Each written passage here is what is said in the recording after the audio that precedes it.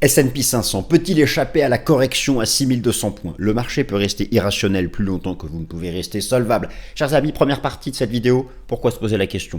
La valorisation, le risque géopolitique, pas de retracement depuis 9 mois. Ok, ça c'est le contexte. Première partie, la réponse précise à cette question de l'analyse technique. Deuxième partie, la réponse, oui je lis mes notes, la réponse de l'analyse sectorielle et la réponse de l'analyse des Magnificent Seven. Troisième partie, la réponse de l'analyse entre small cap, mid cap et big cap du marché action américain. Quatrième partie, cette semaine. Je vous avais dit que les chiffres de l'inflation seraient bons la semaine dernière. Je vous l'avais dit. Et bien cette semaine, c'est le retour de l'inflation US-PCE. Qu'en est-il de la Fed? Quelles sont les nouvelles anticipations? Cinquième partie, on enchaîne. Alors peut-être qu'entre le moment où j'enregistre et où je publie, vous avez la réponse. Mais qui de Kevin Hassett ou de Kevin Warsh est le plus favorable aux actifs risqués? Peu importe si vous connaissez maintenant qui est le patron de la Fed, le prochain, je vous fais un topo sur les deux. Et puis retenez et puis en fonction du candidat qui est choisi, vous avez l'information. Sixième partie. La semaine dernière, je vous ai fait un topo sur les secteurs en lien avec la géopolitique, Venezuela, Groenland, Moyen-Orient, Iran, etc. Le S&P 500 matériaux a explosé. Je vous refais un petit topo sur ce sujet. C'est parti, une nouvelle édition du Top Gun.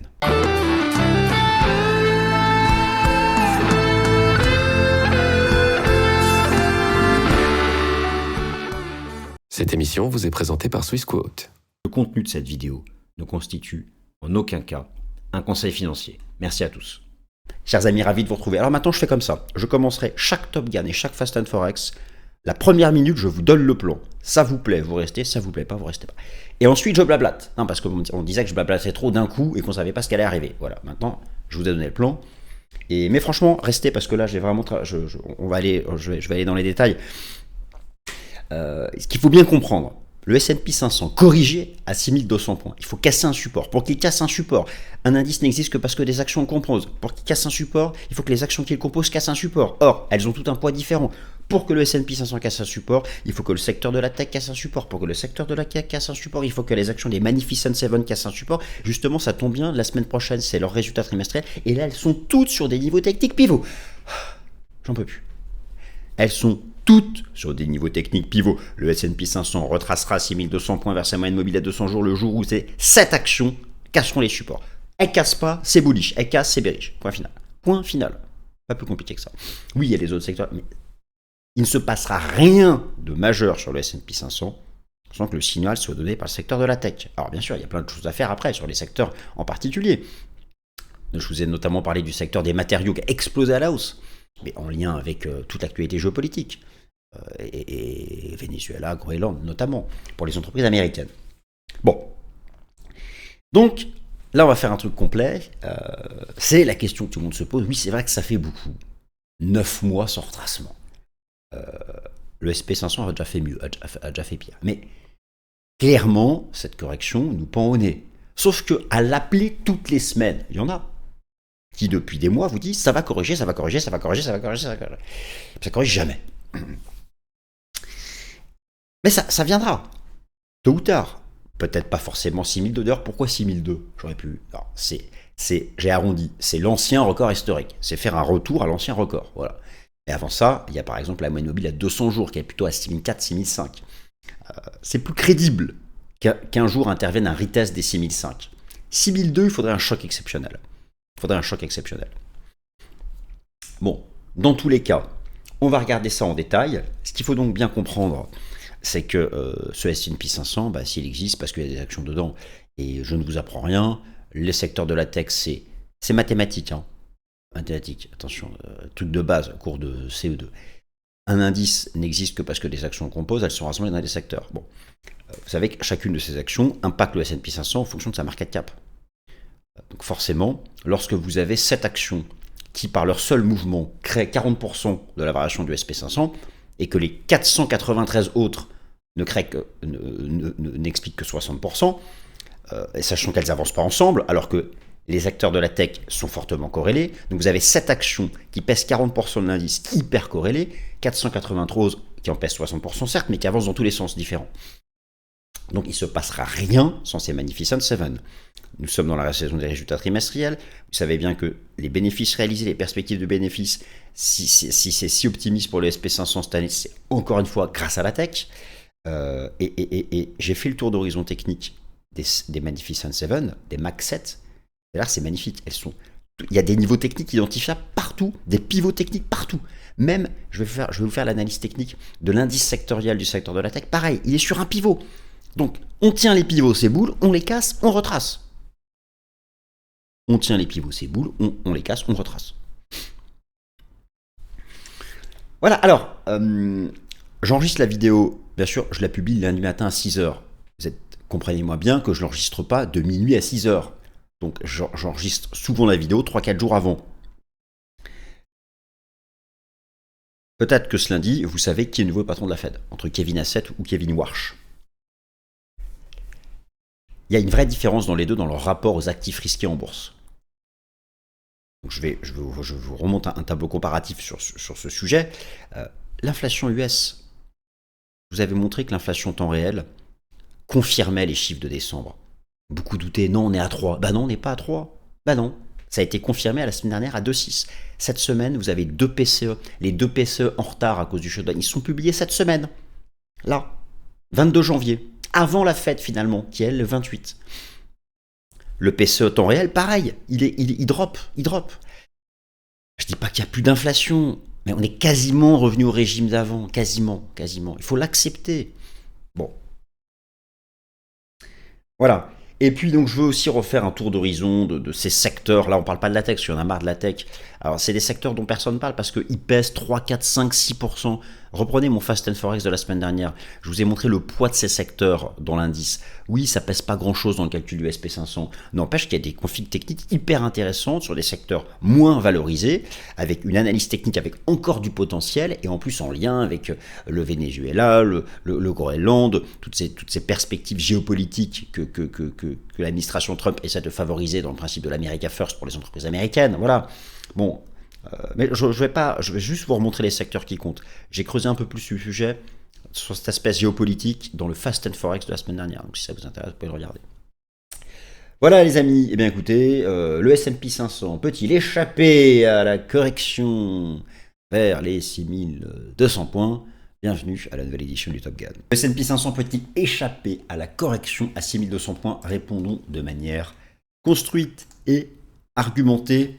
Tout ce que je vais vous proposer dans ces slides reste parfaitement valable, bien sûr, quelle que soit l'action des prix au moment où vous allez regarder cette vidéo par rapport au moment où je l'enregistre. Si le marché a cassé les supports que je vais vous montrer, on ira au sud. S'il ne les a pas cassés, nous n'irons pas au sud. Et la tendance de fond aura toujours le dessus. 9 mois consécutifs sans retracement, valorisation boursière proche de son record, nouvelle saison des résultats trimestriels, risque géopolitique. Alors, c'est pareil, j'ai l'impression que cette année, certains découvrent qu'il y a du risque géopolitique. Incroyable. L'Iran n'était déjà pas un sujet. Le Venezuela n'était déjà pas un sujet. L'Ukraine n'était déjà pas un sujet. Le Proche-Orient n'était déjà pas un sujet. Ce sont des sujets. C'est permanent, c'est un bruit permanent. Voilà, donc bon, pour un autre, il faut arrêter de faire. Si on découvrait, incroyable, il se passe quelque chose. Bon, la question se pose du fait de la valorisation de l'absence de retracement depuis 9 mois. Le plan, je vous l'ai donné, il s'affiche sous vos yeux. Et donc, on attaque directement par la première partie. Qu'est-ce que c'est que ça? Oh. Markets can remain irrational longer than you can remain solvent. Bon, la traduction, je l'ai mis, mais bien sûr, tout le monde la connaît. Les marchés peuvent rester rationnels plus longtemps que vous ne pouvez rester solvables. Tout ça pour dire qu'il faut attendre les signaux. Crier au loup chaque jour, crier au loup chaque semaine. Ah oui, on finit par avoir raison. Mais, dans les faits, seuls les signaux tangibles, actés, comptent. Faites donc attention à ça. Une tendance se relance plusieurs fois, mais ne se retourne qu'une fois. Elle se retournera. Viendra un moment. Faisons confiance donc aux signaux de l'analyse technique. Et donc c'est parti. La question se pose du fait de la valorisation. Reposons le contexte. Je vous rappelle que nous sommes dans la saison des résultats trimestriels. 4e trimestre 2025, mais avec les perspectives 2026. C'est ça qu'on regarde le marché. Le passé, on s'en fout. risque géopolitique, absence de retracement depuis 9 mois. Donc ça, je vous montre déjà la première chose. Sans parler des fondamentaux, pourquoi est-ce qu'on se pose la question? Pour ça, voilà. Vous avez sous les yeux un graphique qui expose les bougies japonaises en données mensuelles. Il n'y a pas de pause depuis 1, 2, 3, 4, 5, 6, 7, 8, 9, 10 mois consécutifs sans retracement. Et 100% de hausse depuis le bottom ici. D'ailleurs, ici on avait fait 108 entre le bottom de 2002 et le sommet de 2007. Ensuite, il y a eu la crise financière. La partie technique, j'arrive. Commençons déjà par le commencement. Pourquoi est-ce qu'on se pose la question? On se pose la question, déjà, la question, il est logique de se la poser. La valo. Alors attention, il y a plusieurs façons de faire de la valo. Un des plus respectés par le marché, c'est le PE Shiller. Le PE Shiller du S&P 500 est actuellement à 40,6. On a dépassé le sommet de 2021. Mais regardez, le sommet historique de la bulle spéculative de 2000, c'est là. C'est 43,44. Alors, autant vous dire que lorsqu'on arrivera là, ce sera alerte rouge. Mais faut-il d'abord aller chercher ça avant d'entrer en correction majeure? Je dis bien correction majeure. Alors, pareil, revenir à 6200 points, ça fait que 10-12% de correction. C'est pas la fin du monde. Revenir à 6002, ça peut faire peur en nombre de points et sur le graphique, mais ce n'est que 12% de correction. Lorsqu'on vient de faire 100% de hausse depuis le bottom de 2022, faire 12% de correction, qu'est-ce que c'est? C'est un micro-retracement. C'est le rythme de marché. Bon, en tout cas, on se pose la question parce que, alors justement, le PE Shiller rappelle que nous ne sommes pas au record historique.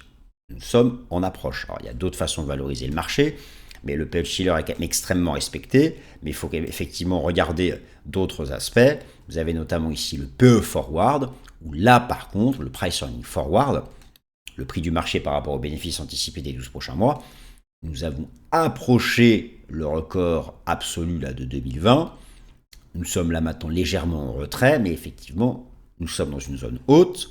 Ici, selon le PE Forward, selon le PE Shiller, selon le PE classique, alors nous ne sommes pas encore au record absolu, mais nous sommes quand même au-dessus d'une zone haute et au-dessus de la moyenne des 5 et 10 dernières années. Donc effectivement, il y a de quoi se poser des questions. Le marché, jusqu'à présent, a tenu parce que les perspectives de profit sont toujours archi positives. Prenez par exemple les résultats du T4. Nous sommes là actuellement au cœur de la saison du T4. Attention les GAFAM, c'est à partir de la semaine prochaine. Cette semaine, vous avez quand même des résultats importants à suivre. Visa, Johnson & Johnson, Netflix, etc. La semaine dernière, c'était les banques. Voilà. Le marché, pour ces résultats du T4, anticipe pour le S&P 500 8% de croissance des bénéfices, dont 26% pour simplement la tech. D'ailleurs, pour la tech, c'est passé de 18 à 26% entre fin septembre dernier et maintenant pour les anticipations du T4. Et je vous rappelle aussi les anticipations incroyables pour 2026, 15% de croissance des bénéfices pour le S&P 500, mais en fait c'est 15 pour le S&P 500, mais c'est 25 pour la tech. Donc, tout est là. Alors, à la question, bien sûr, de savoir, voilà, est-ce que le S&P 500 peut-il échapper à la case 6200 points? Déjà, d'un point de vue fondamental, vous avez compris que, alors bien sûr, hors choc exceptionnel de type politique, géopolitique ou global macro, si on en reste sur des choses classiques, si ces anticipations de profit que je viens de vous montrer sont là, peut échapper à une correction. Et encore, moi je vous dis une correction de 10%. Même avec des bénéfices confirmés, et même avec des perspectives de bénéfices, imaginons qu'on arrive à maintenir le rythme encore 3 ans comme ça. Juste faire un retracement de 10%, ça peut être, il n'y a pas besoin de justification. Ça peut être un retracement naturel, une phase de prise de profit. Et ensuite, sur support, on re-rentre. C'est pour ça qu'il faut avoir ça en tête. Alors, la réponse, quelle est la réponse de l'analyse technique? Peut-on échapper à la case 6000? Je vous dis, réponse simple. On n'y échappe pas en cas de cassure de support. On n'y échappe pas en cas de cassure de support pivot. Encore faut-il identifier les bons niveaux. C'est ce que je vais essayer de faire. Et pas que sur le S&P 500. On va regarder ça sur les Max 7 et sur l'indice sectoriel de la tech.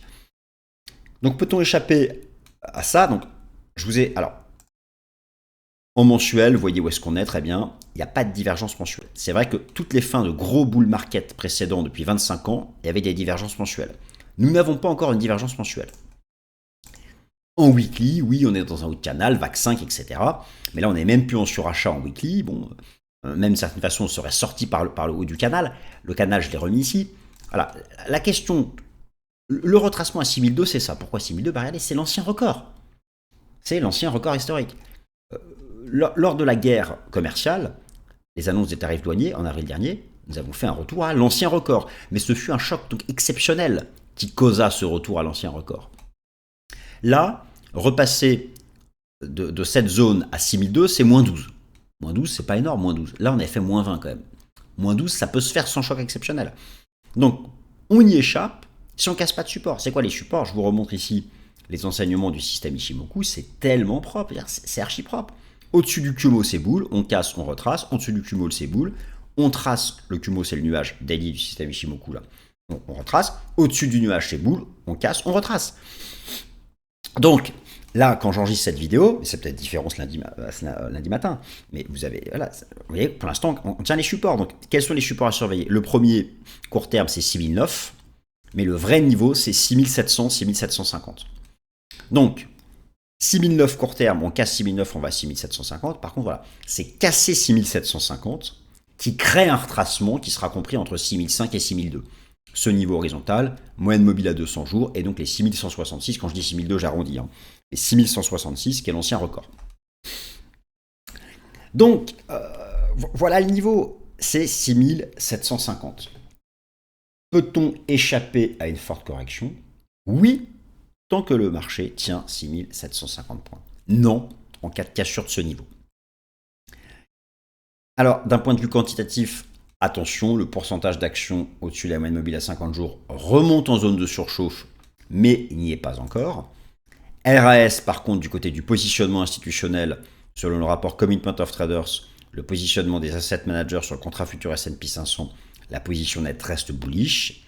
Là, il n'y a pas d'inquiétude, mais ces données ont une semaine de retard, donc il n'y a pas d'inquiétude au stade actuel. Et enfin, le réservoir des acheteurs s'est rempli, selon la dernière enquête de l'AAI, mais il y a toujours beaucoup de vendeurs. Bon. Donc, peut-on échapper aux 6200 points? Surveiller le support des 6750 points sur le contrat futur S&P 500. Maintenant, au-delà du S&P 500, il faut bien comprendre qu'un indice n'existe que parce que les actions le composent. Les 11 super secteurs du S&P 500, les actions du S&P 500 sont réparties au sein de 11 super secteurs.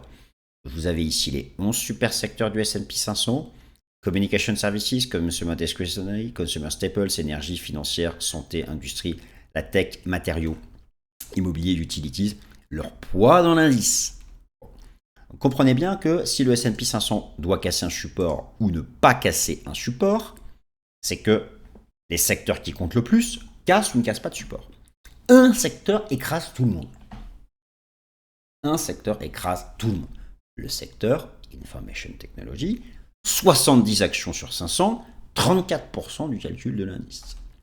Le rôle dominant de la tech. Le rôle dominant de la tech, d'ailleurs, dans la valorisation, dans les perspectives de profit. Le rôle dominant de la tech dans le message de l'analyse technique. Le S&P 500 cassera son support des 6750 points si le secteur de la tech enfonce son support pivot. Le S&P 500 ne cassera pas, conservera son inertie haussière si le secteur de la tech préserve son support. Pour que le secteur de la tech préserve son support, un indice n'existe que parce que des actions le composent. Un indice est composé en secteurs. Un secteur n'existe que parce que des actions le composent. Le secteur dominant, c'est la tech. Ok, très bien. Dans ce secteur dominant, 70 actions, vous en avez 7 qui écrasent tout. C'est les Max 7, les Magnificent 7. Pour résumer, le S&P 500 donnera un signal de correction s'il casse les 6750 points. Pour qu'il donne ce signal de correction, il faut que l'indice sectoriel de la tech casse un support. Je vais aller vous montrer le graphique dans un instant. Pour que celui-ci casse un support, il faut que les MAC 7 cassent ensemble un support, au moins 5 sur 7. Et bien, donc il n'y a qu'à regarder les niveaux pivots de l'indice sectoriel de la tech et des MAC 7. On les tient, ces boules, on les casse, c'est la correction. Voilà. Donc, justement, alors vous allez voir que les configurations en plus sont intéressantes. Donc, je me dirige vers l'indice sectoriel de la tech. En weekly, alors, voilà. Alors déjà, on n'est plus en surachat, il n'y a plus de div. Regardez comme c'était propre la cassure technique haussière de juin 2025. On casse boule. on casse l'ancien sommet, ça part. Donc l'idée, c'est faut-il faire un retour à ce niveau. Un S&P 500 qui va à 6200 points, c'est ce secteur de la tech, je viens de vous montrer ces 34% d'indice, qui revient à son ancien record. Vous voyez bien que là, il est dans une compression. Il en sort par le bas, c'est la correction. Il en sort par le haut, c'est l'inertie haussière. Voilà. Un S&P 500 qui revient à 6002, c'est un secteur de la tech qui se dirige vers cette zone-là. Il est donc actuellement dans cette compression. Et d'ailleurs, je reviens ici sur les données weekly. Regardez, on teste la Kijun Weekly, c'est le niveau des 5570 points. Donc en clair, vous avez l'indice de la tech, secteur tech, s'il casse les 5570 points, il sort par le bas de cette pattern et il retrace ici. Et donc le SP500 revient à 6002. S'il reste dans cette pattern et qu'il en sort par le haut, il n'y aura pas de cassure de support sur l'indice sectoriel, pas de cassure de support sur le S&P 500, et donc celui-ci restera dans cette phase, dans sa séquence d'inertie haussière. Alors bien sûr, l'indice sectoriel n'existe que parce que des actions le composent, les fameux Magnificent Seven, et vous allez voir donc que la plupart d'entre elles sont aussi sur des niveaux pivots qui est important de suivre, donc Nvidia, Microsoft, Meta, Apple, Amazon, Google, Tesla, voilà les titres qu'il faut surveiller. Donc vous prenez Nvidia, pour l'instant, c'est dans une espèce de phase latérale, légèrement ascendante, pas de signe de vente, pas de cassure de support. Il y a un niveau ici à surveiller, qui est le niveau des 175 $. Tant qu'on tient 175 $, c'est boule. En dessous, ça va corriger, et ça ramènera le S&P 500. Regardez par exemple Microsoft, le niveau des 460 points. Regarde comme le niveau est propre.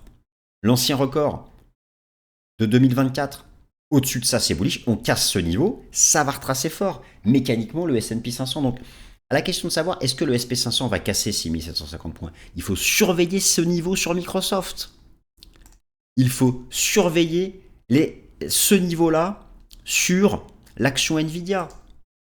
Il faut surveiller cette ligne de tendance sur Meta. Elle est archi propre, avec en plus le Kubo Weekly. Et vous voyez bien que c'est intéressant, c'est que là, on va voir que Nvidia, Microsoft, Meta sont sur ces niveaux pivots. Ensemble, Apple, incroyable, idem, niveau pivot. Ancien record ici de décembre 2024. Donc, niveau pivot proche, niveau pivot proche, niveau pivot proche, niveau pivot proche. Amazon, alors Amazon, pas de niveau pivot proche. Les supports sont plutôt loin. Les premiers supports sont plutôt loin, donc il n'y aura pas ici un rôle important pour le S&P 500. Prenez l'action Google, c'est incroyable. Mais ça va finir par retracer aussi. L'action Google, bullish au-dessus de sa moyenne mobile à 50 jours. Là, pour le coup, cette tendance haussière est incroyable. Regardez le rôle du nuage journalier. Je dirais que pour Google, vous avez une succession de creux et de sommets ascendants. Un signal de vente, ce serait d'interrompre la série de creux et de sommets ascendants et donc de casser les 320 $. Casser les 320 $, c'est un signal. Et encore, ça peut être juste un retour au Kumo.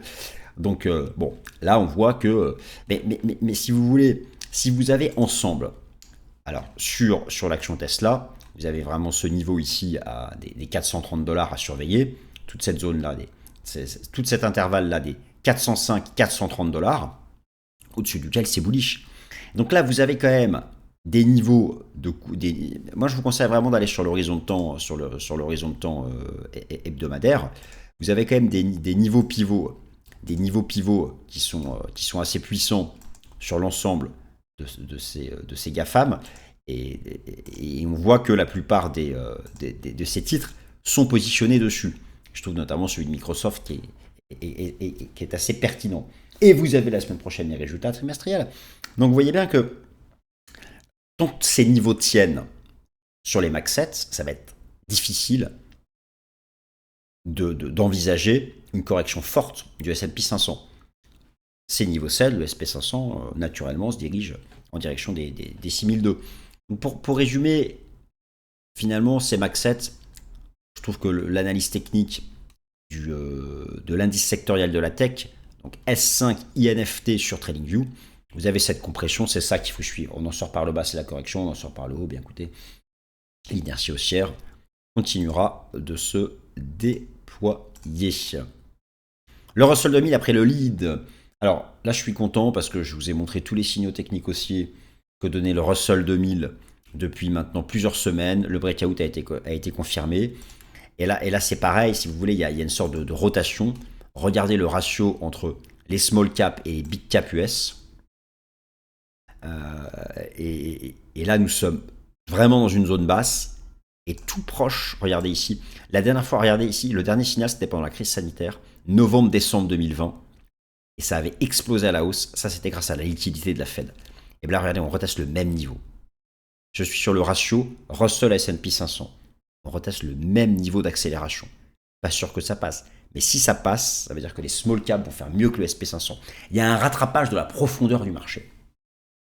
Il y a un vrai rattrapage là de la profondeur du marché. Et c'est donc quelque chose qui est important à suivre. Ce Russell 2000, je vous ai montré à plusieurs reprises les signaux bullish qu'il avait donnés. Et voilà, hein, les signaux bullish qui ont été donnés depuis plusieurs semaines, la cassure de l'ancien record, comme ce fut le cas ici, ou comme ce fut encore le cas ici, à chaque fois qu'on casse un ancien record, ça accélère. Donc là, l'analyse technique ne s'est vraiment pas trompée. Il y a vraiment un rattrapage de ces small caps sur les actions du S&P 500. Baisse des taux possibles au T1, alors pas en janvier, sauf surprise. Vous avez vu la semaine dernière, ça a bien été confirmé à 2,6. Beaucoup doutaient en pensant que c'était 3. L'inflation temps réel montrait que le CPI était à 2,6. Cette semaine, c'est le PCE. Il y a eu un changement de calendrier. Les 2 PCE en retard sont publiés ce jeudi 22 janvier pour être publiés avant la fête du 28 janvier. Ça peut peut-être changer les choses pour la fête, on verra. En tout cas, pour l'instant, c'est assez peu probable de voir la Fed baisser ses taux fin janvier, mais la question se pose sur mars ou avril. Et sur mars ou avril, ces PCE vont vraiment compter. Et donc je vous remontre à nouveau le PCE temps réel de Trueflation qui est à 1,92. Donc moi je pense que nous aurons la semaine prochaine, cette semaine, des chiffres intéressants, encore favorables du côté du PCE. Alors, Asset versus Watch, le comparatif. Entre le moment où j'enregistre et je publie la vidéo, Trump a peut-être annoncé le nom du prochain patron de la Fed. Donc, vous avez qu'à regarder la colonne qui correspond. Dites-vous bien une chose, Kevin Asset est le choix le plus favorable aux actifs risqués en bourse. Kevin Asset est le choix le plus favorable pour le marché action. Kevin Asset est le choix le plus favorable pour le marché des crypto-monnaies. Et Kevin Asset est le plus favorable en lien avec cette remise en perspective, cette remise en cause, de la cible d'inflation de la Fed. D'autre part, il accorde beaucoup plus d'importance à l'emploi et à la croissance qu'à l'inflation. Lui, il peut tolérer un régime d'inflation plus élevé. Mais Kevin Warsh, lui, a l'avantage d'avoir peut-être plus de crédibilité en lien avec l'indépendance de la Fed. Donc, je ne sais pas. Au moment où j'enregistre sa vidéo, d'après Polymarket, c'est 39% de probabilité pour les deux. Je n'en sais rien. Il y en a d'autres à côté des petits candidats. Donc, on verra. Dans tous les cas, vous, si vous connaissez maintenant qui est le prochain patron de la Fed, regardez la colonne qui vous intéresse. Et ça vous donne le positionnement. Mais oui, de loin, Kevin Asset est globalement plus favorable aux actions et aux cryptos. Mais Kevin Warsh rassurerait quant à l'indépendance de la Fed vis-à-vis de l'administration Trump. Alors, je termine par vous remontrer, parce que vous ne l'avez peut-être pas vu, ce tableau que je vous ai proposé dans le Fast and Forex de la semaine dernière, faisant une synthèse, encore une fois, pas de scénario géopolitique, ni sur le Venezuela, ni sur le Groenland. Le Groenland qui est un État autonome danois. Le Venezuela, pareil. Je ne fais aucune perspective géopolitique. Mais en partant du principe que, d'une manière ou d'une autre, les entreprises américaines s'impliqueraient davantage, j'ai voulu sélectionner dans les 11 super secteurs de S&P 500 ceux qui sont le plus concernés. Et j'ai beaucoup insisté la semaine dernière sur le secteur matériaux. Parce qu'il n'est pas cher, parce qu'il est en rattrapage technique. Et donc ça, je voulais vous remontrer. Et là, je suis assez content parce que c'est vraiment un secteur qui a bien performé. Regardez un peu comme il a empilé depuis la semaine dernière les bougies bullish et il arrive au contact justement, de son ancien. Vous voyez que lui, il n'a pas encore dépassé son ancien record. Et donc si là il y a un breakout, regardez, en cas de breakout, derrière ça accélère. Un peu comme le breakout que je vous ai montré sur le Russell 2000. Donc je voulais vous remontrer ces secteurs ici importants à surveiller. Sur TradingView, vous avez les actions, vous avez la section qui correspond. et vous avez les actions qui composent ces secteurs. Ça permet d'aller chercher autre chose que des valeurs de la tech. En tout cas, vous avez là ici, en fonction des ressources naturelles clés, et alors bien sûr, pas de scénario géopolitique, mais les secteurs à suivre parmi donc les 11 super secteurs de l'indice S&P 500. Voilà, chers amis, merci à toutes et à tous de votre attention et bon début de semaine. Ce contenu est informatif et éducatif destiné aux personnes connaissant les marchés financiers. Il ne constitue pas un conseil en investissement, juridique ou fiscal. Le trading et l'investissement comportent des risques, notamment la perte de capital. Les CFD et actifs numériques sont volatiles et ne conviennent pas à tous. Swissquote décline toute responsabilité quant à l'exactitude du contenu ou aux pertes liées à son usage. Produits et services disponibles selon la législation en vigueur.